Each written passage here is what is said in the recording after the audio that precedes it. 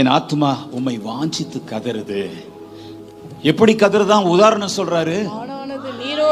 மானானது நீரோடைகளை வாஞ்சித்து கதறுவது போல என் ஆத்துமா தேவன் மேல் வாஞ்சித்து கதறுதா கதறுதா கதறுதா. யாருக்கு அப்படி வாஞ்சி இருக்கு ஆண்டவர் மேல? தேவன்னா அப்படியே உன் உள்ளம் கதறணும். மற்ற வாழ்க்கையெல்லாம் மாயையான வாழ்க்கை. தேவன் தந்திருக்கிற அனைத்தையும் அனுபவி.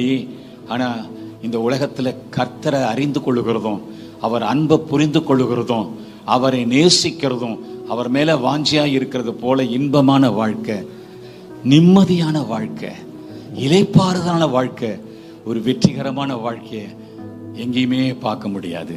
கர்த்தருடைய பிள்ளைகளே, நீங்கள் இந்த பூலோகத்திலிருந்து உங்க மனசு, உங்க இருதயம் அந்த மான் தண்ணீருக்காக நீரோடைக்காக கதறுது போல தேவன்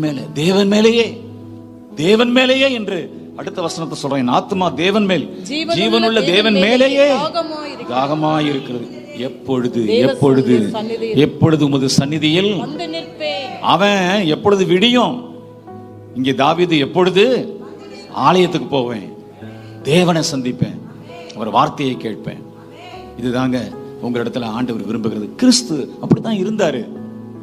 கிறிஸ்து இந்த பூமியிலேயே எப்படி அன்பிலே நடந்து கொண்டாரோ அதை போல நாமும் நடக்க பிரயாசப்படணும், மாறி ஆகணும்.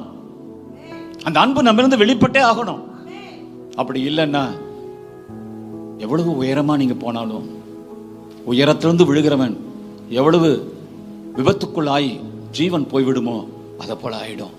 உன்னுடைய பக்தி, உன்னுடைய வைராக்கியம், உன்னுடைய அந்நியபாச, உன்னுடைய ஊழியம், உன்னுடைய ஆத்தும ஆதாயம், உன்னுடைய காணிக்கை, உன்னுடைய தசம பாகம் எல்லாம் உன்னை காப்பாற்றாது. அதெல்லாம் உன்னை ஆசீர்வதிக்கும். ஆனா இந்த வாஞ்சை தான், தேவன் மேல இருக்கிற வாஞ்சை தான், அவர் சன்னிதானத்தின் மேல இருக்கிற வாஞ்சை தான், கர்த்தர் கர்த்தர் கர்த்தர்னு உள்ளம் துடிக்கிற அந்த துடிப்பு தான் உன்னை இந்த பூலோகத்தில் இருக்கிற பாவங்களுக்கு விலக்கி பாதுகாக்கும்.